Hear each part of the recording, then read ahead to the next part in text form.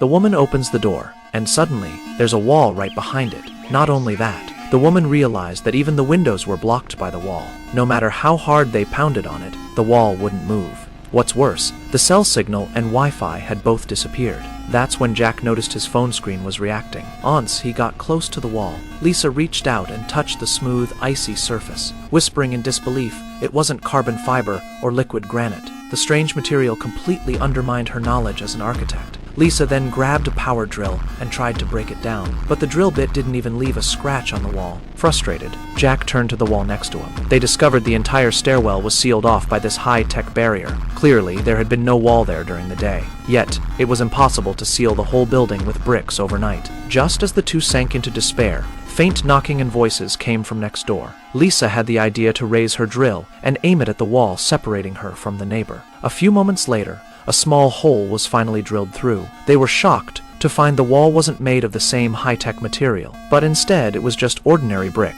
It turned out the high-tech wall only blocked the outer structure of the building. The walls between neighbors had stayed untouched. Through talking, I learned that the person on the other side was also trapped, in a room also surrounded by black walls.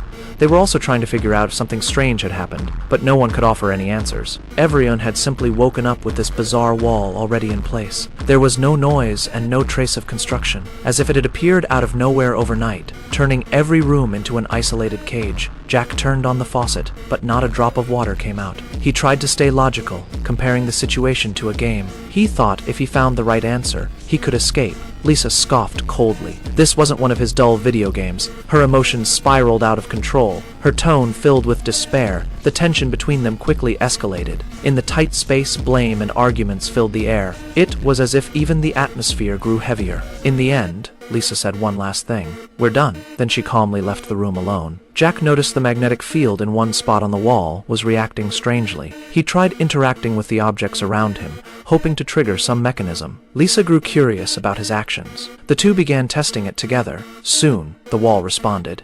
Jack realized things were about to go very wrong, and immediately told Lisa to get down. Once again, the room sank into eerie silence. Jack and Lisa stared at each other, trying to steady their nerves after what just happened. Just then, a violent noise and a scream suddenly erupted from next door. Today's recommendation is The Movie Brick. If you're interested, go check out the full film yourself. Thanks for watching, and I'll see you in the next one.